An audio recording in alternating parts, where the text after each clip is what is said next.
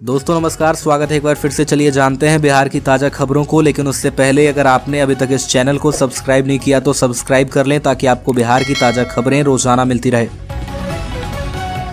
सबसे पहली और बड़ी खबर, बीपीएससी से बहाल शिक्षकों को मिलेगा विद्यालय पदस्थापन पत्र, शिक्षा विभाग पूरी तरह तैयार। रोहतास में बीपीएससी से बहाल शिक्षकों को विद्यालय पदस्थापन पत्र वितरण की तैयारी पूरी कर ली गई है। स्थानीय न्यूज स्टेडियम फजलगंज में पदस्थापन पत्र का वितरण किया जाएगा। प्रमाण पत्र सत्यापन, पदस्थापन पत्र वितरण, अभिलेख प्राप्ति संरक्षण व पदस्थापन वितरण मुद्रण कोषांग का गठन कर शिक्षा विभाग ने अधिकारियों व कर्मियों को प्रतिनियुक्त किया गया है। कर्मी व अधिकारी पदस्थापन पत्र व स्टेडियम परिसर में काउंटर बनाने में पूरे दिन व्यस्त रहे। वहीं डीओ ने विद्यालय अध्यापक बने नियोजित शिक्षकों को शीघ्र विरमित करने के लिए सभी नियोजन इकाइयों को पत्र भेजा है ताकि वे नए स्कूल में योगदान कर सके। डीईओ संजीव कुमार के मुताबिक बीपीएससी परीक्षा के माध्यम से जिले में 2163 अध्यापक बने हैं, जिन्हें 2 पूर्व रेमेडाइजेशन प्रणाली से विद्यालय आवंटित किए गए हैं।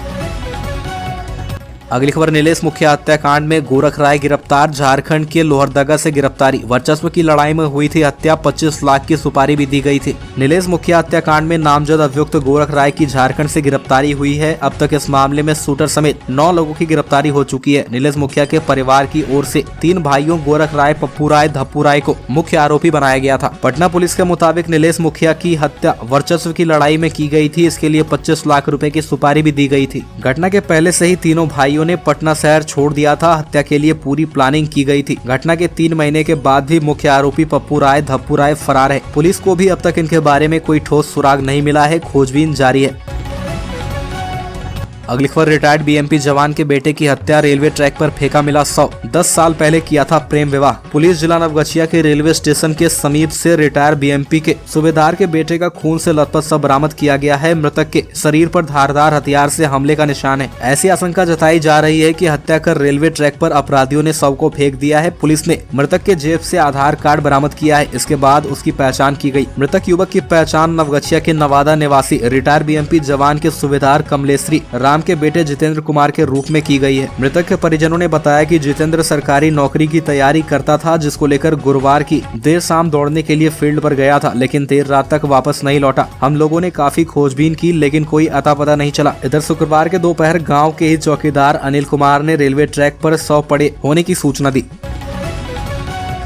अगली खबर, बीजेपी को मेरी शुभकामनाएं, जो करना है करे। यादवों को आरजेडी से तोड़ने की कोशिश पर बोले तेजस्वी, ये कोई चैलेंज नहीं। बिहार के डिप्टी सीएम तेजस्वी यादव ने बीजेपी को शुभकामनाएं दी है। उन्होंने कहा कि उन्हें जो करना है करे। दरअसल गुरुवार को जब उनसे पूछा गया कि बीजेपी राजद से यादव को तोड़ रही है, इस पर उन्होंने कहा कि जिसको जो करना है करने दीजिए, लोकतंत्र में किसी को कोई मनाही है क्या। उन्होंने कहा कि इसमें क्या दिक्कत है, खूब प्रयास करें, मेरी शुभकामनाएं हैं। केंद्रीय मंत्री नित्यानंद के चैलेंज पर उन्होंने कहा कि यह कोई चैलेंज है क्या। आरजेडी सुप्रीमो लालू प्रसाद यादव और उप मुख्यमंत्री तेजस्वी यादव गुरुवार को कोलकाता के लिए रवाना हुए। तेजस्वी यादव की पत्नी राजश्री के परिवार से जुड़ा वैवाहिक कार्यक्रम वहां होना है। उसी में शामिल होने लालू प्रसाद यादव और तेजस्वी यादव पटना से कोलकाता रवाना हुए। अगली खबर, आने जाने का रास्ता हो रहा तैयार। रिवर फ्रंट के 3 प्रमुख घाटों की सीढ़ियों से गंगा दूर। रिवर फ्रंट के 3 प्रमुख घाटों की सीढ़ियों से गंगा दूर है। कच्ची मिट्टी में उतरने पर ही छठ व्रतियों को अर्घ करने के लिए पानी मिलेगा। शहर में 46 घाटों पर आने जाने का रास्ता तैयार करने के साथ ही प्रशासन ने ट्रैफिक प्लान भी बनाया है। शहर में 46 गंगा घाटों के पास छठ व्रतियों के लिए कई इंतजाम किए जा रहे हैं। बूढ़ानाथ में मिली रिवर फ्रंट की सीढ़ियों पर रंग रोगन का कार्य चल रहा है। वहीं बरारी पुल व सीढ़ी घाट पर भी काम तेजी से हो रहा है। लेकिन रिवर फ्रंट के 3 प्रमुख घाटों में बरारी पुल घाट, सीढ़ी घाट व बूढ़ानाथ घाट की सीढ़ियों से गंगा दूर है। इन दोनों जगहों पर गंगा के पानी के आने का इंतजार है, जबकि इन घाटों पर आने जाने का रास्ता भी अब तैयार हो रहा है।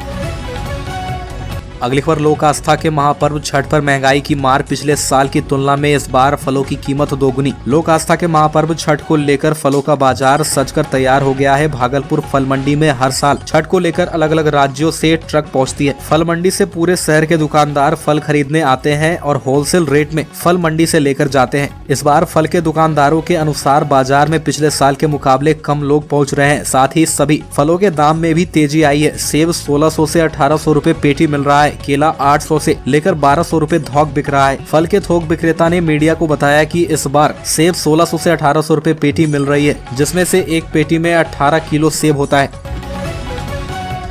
अगली खबर, सम्राट चौधरी को बताया मां भारत का अर्जुन। पोस्टर में धनुष लिए दिखे बीजेपी प्रदेश अध्यक्ष। जन्मदिन पर बीजेपी दफ्तर के बाहर लगा पोस्टर। बिहार भाजपा प्रदेश अध्यक्ष सम्राट चौधरी का जन्मदिन था। इस मौके पर भाजपा प्रदेश कार्यालय के बाहर कार्यकर्ताओं ने कई पोस्टर लगाए। एक पोस्टर में सम्राट चौधरी को महाभारत का अर्जुन बताया गया, साथ ही उन्हें भावी सीएम भी बताया गया। यह पोस्टर यादव विचार मंच की तरफ से लगाया गया है। प्रदेश कार्यालय के बाहर जो पोस्टर लगा है उसमें रथ पर सवार सम्राट चौधरी को अर्जुन के रूप में दिखाया गया है। ऋतिक यादव कृष्ण बनकर उनके रथ के सारथी बने हुए हैं। अर्जुन बने सम्राट चौधरी धनुष लेकर विरोधियों पर निशाना लगा रहे हैं, तो वहीं ऋतिक यादव शंखनाद कर युद्ध का आह्वान कर रहे हैं। बता दें कि बिहार में पिछले 2 दिनों से यादव वोट बैंक को अपनी तरफ करने को लेकर बीजेपी गोवर्धन पूजा के दिन बड़ा कार्यक्रम किया था। ऐसा माना जा रहा है कि राजद सुप्रीमो लालू यादव का इस वोट बैंक पर अच्छा पकड़ है।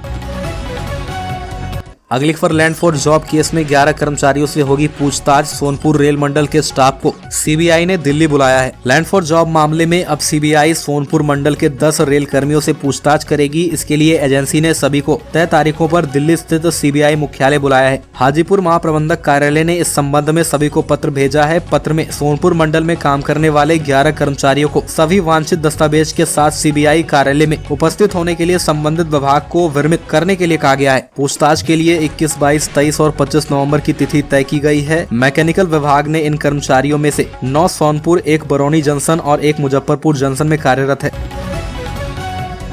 अगली खबर, 24 नवंबर को जॉब कैंप का होगा आयोजन। 50 सीट के लिए निकली बहाली। नोएडा में बेहतर सैलरी के साथ कंपनी अन्य सुविधाएं भी देगी। बेतिया में 24 नवंबर को जॉब कैंप का आयोजन होगा। जिला निबंधन और परामर्श केंद्र के प्रांगण में श्रम संसाधन विभाग जिला नियोजनालय के तत्वाधान से आयोजित हो रहा है। सुबह 11 बजे से शाम 4 बजे तक इच्छुक अभ्यर्थी नियोजन से जॉब के विषय में जानकारी प्राप्त कर अपना आवेदन और बायोडेटा जमा कर सकते हैं। इच्छुक अभ्यर्थी का NCS पोर्टल पर निबंधन कराना अनिवार्य है। उन्होंने बताया कि आमदनी प्राइवेट लिमिटेड कंपनी, ट्रेनी और मोल्डिंग के पद के लिए 50 अभ्यर्थियों का चयन किया जाएगा। चयनित अभ्यर्थियों को प्रतिमाह बेहतर मानदेय के साथ अन्य सुविधा भी प्रदान की जाएगी। पद, योग्यता, उम्र, मानदेय, रिक्ति, कार्यस्थल आदि की विस्तृत जानकारी का प्रचार प्रसार कराया गया है ताकि लक्ष्य के अनुरूप बेरोजगार युवाओं को नौकरी दिलाई जा सके। चयनित अभ्यर्थियों का कार्यक्षेत्र नोएडा होगा। अभ्यर्थियों की सुविधा के लिए जिला नियोजनालय में दूरभाष संख्या 062542955737 पर हेल्प सेंटर बनाया गया है। अगली खबर, बिहार शिक्षा विभाग के बाद अब इस डिपार्टमेंट में बम्पर भर्ती। 1.5 लाख पदों पर बहाली की तैयारी। बिहार के शिक्षा विभाग, बिहार पुलिस समेत सरकार के अन्य विभागों के बाद अब स्वास्थ्य विभाग ने बहाली की प्रक्रिया शुरू कर दी है। विभाग में लगभग 1.5 लाख पदों पर भर्तियां होंगी। इस प्रस्ताव को वित्त विभाग को भेज दिया गया है। जल्दी ही इसे कैबिनेट में लाया जाएगा। इसके बाद बहाली की औपचारिक प्रक्रिया शुरू हो जाएगी। स्वास्थ्य विभाग के अनुसार विभाग में डॉक्टर, असिस्टेंट प्रोफेसर, विशेषज्ञ चिकित्सक, जूनियर डॉक्टर, सीनियर रेजिडेंट के अलावा पैरा मेडिकल स्टाफ व अन्य स्वास्थ्य कर्मी की बहाली होगी। बहाली पर होने वाले खर्च की मंजूरी वित्त विभाग से ली जाती है। इस मामले में विभाग ने प्रस्ताव वित्त विभाग को भेज दिया है। वित्त विभाग ने कुछ सवाल पूछे हैं। उन प्रश्नों का जवाब स्वास्थ्य विभाग की ओर से भेजा जा रहा है। इसके बाद वित्त विभाग की ओर से इसकी विधिवत मंजूरी मिल जाएगी। वित्त विभाग की मुहर लगते ही इसे कैबिनेट में लाया जाएगा। राज्य कैबिनेट की मंजूरी मिलने के बाद बहाली की प्रक्रिया शुरू हो जाएगी।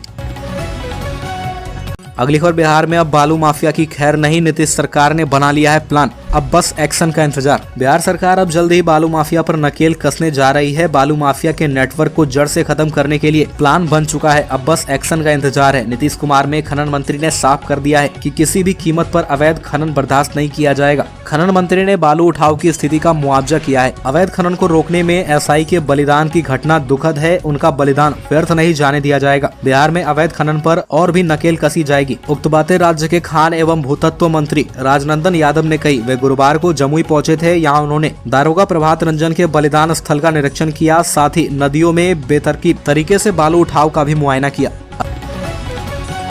अगली खबर, कैबिनेट से मिल जाएगी स्वीकृति। नियोजित शिक्षकों को राज्यकर्मी का दर्जा जल्द। राज्य के लगभग 4.25 लाख नियोजित शिक्षकों को राज्यकर्मी का दर्जा जल्द मिलेगा। इसके लिए शिक्षा विभाग ने नियमावली फाइनल कर ली है। नियमावली को कैबिनेट से मंजूरी लेने के लिए तैयारी चल रही है। माना जा रहा है कि नियमावली को छठ के बाद कैबिनेट से मंजूरी मिल जाएगी। नियमावली पर स्वीकृति मिलने के बाद नियोजित शिक्षकों की सक्षमता परीक्षा लेकर उन्हें राज्यकर्मी का दर्जा दिया जाएगा। परीक्षा पास करने के लिए 3 मौके मिलेंगे। बिहार विद्यालय परीक्षा समिति इन शिक्षकों की सक्षमता परीक्षा लेगी। सक्षमता परीक्षा पास करने वाले नियोजित शिक्षकों को विशिष्ट शिक्षक कहे जाने की बात बिहार विद्यालय विशिष्ट शिक्षक नियमावली 2023 में है। इस शब्द को हटाने का सुझाव नियोजित शिक्षकों और शिक्षक संघों ने विभाग को दिया था। विशिष्ट शब्द को हटाने पर विचार चल रहा है। माना जा रहा है कि विभाग विशिष्ट शिक्षक शब्द हटाकर विद्यालय शिक्षक ही रखे। अगली खबर, बिहार में धार्मिक जुलूस निकालने को लेकर गृह विभाग ने जारी किए दिशा निर्देश। बिहार में धार्मिक जुलूसों को विनियमित करने एवं जुलूसों को अनुज्ञप्ति निर्गत करने के संबंध में सरकार के विशेष सचिव केस विहिता अनुपम ने निर्देश जारी किए हैं। उन्होंने राज्य के सभी जिलाधिकारी एवं एसपी को पत्र जारी कर कहा है कि ऐसे दृष्टांत सामने आए हैं जिनमें विभिन्न पर्व त्योहारों के अवसर पर धार्मिक जुलूसों शोभा यात्राओं में शामिल लोगों द्वारा माइक्रोफोन लाउडस्पीकर के द्वारा काफी उच्च ध्वनि में धार्मिक नारे, डीजे बजाने, परंपरागत हथियारों के प्रदर्शन को लेकर सांप्रदायिक तनाव के कारण विधि व्यवस्था की गंभीर समस्या उत्पन्न हुई। विशेष सचिव का कहना है कि विभिन्न पर्व त्योहारों के अवसर पर उत्पन्न होने वाले तनाव एवं अन्य घटनाओं पर कारगर ढंग से नियंत्रण हेतु राज्य में धार्मिक जुलूसों को विनियमित करने एवं उनके लिए अनुज्ञप्ति दिए जाने हेतु बिहार पुलिस अधिनियम 2007 की धारा 66 तथा बिहार पुलिस हस्तक 1978 के नियम 23 में प्रावधान निहित है। अगली खबर, नीतीश कुमार ने मोदी सरकार को दी चेतावनी। बिहार के मुख्यमंत्री नीतीश कुमार राज्य के लिए विशेष दर्जे की मांग लगातार करते रहे हैं। यह बिहार के हर चुनाव में मुद्दा बना है, लेकिन अभी तक बिहार को विशेष राज्य का दर्जा नहीं मिला। बिहार के मुख्यमंत्री नीतीश कुमार ने एक बार फिर बिहार के लिए विशेष राज्य के दर्जे की मांग की है और कहा है कि सरकार उनकी इस मांग को नहीं मानती तो इसके लिए वह आंदोलन खड़ा करेंगे। नीतीश कुमार ने पटना में एक कार्यक्रम को संबोधित करते हुए कहा कि हम सबका विकास करना चाहते हैं और सबके उत्थान के लिए 5 साल लग जाएगा, इसलिए बिहार को विशेष राज्य का दर्जा दिया जाए ताकि 2 साल में विकास किया जा सके। अगली खबर, गांधी मैदान में मैराथन की शुरुआत होगी 26 को। पटना मैराथन नशा मुक्ति का संदेश देने के लिए 14,000 लोग भाग लेंगे। नशा मुक्ति के लिए 26 नवंबर को पटना मैराथन का आयोजन होगा। इसमें 14,000 लोग भाग लेंगे। शुक्रवार को प्रमंडलीय आयुक्त कुमार रवि ने ज्ञान भवन पटना में मैराथन के टी-शर्ट एवं पदक का अनावरण किया। उन्होंने कहा कि मद्य निषेध उत्पाद एवं निबंधन विभाग द्वारा NEB स्पोर्ट्स के सहयोग से पटना मैराथन का आयोजन किया जा रहा है। पटना में पहली बार मैराथन का आयोजन हो रहा है। इससे पहले हाफ मैराथन होता था। उन्होंने कहा कि स्टेट बैंक ऑफ इंडिया द्वारा स्पॉन्सरशिप किया जा रहा है।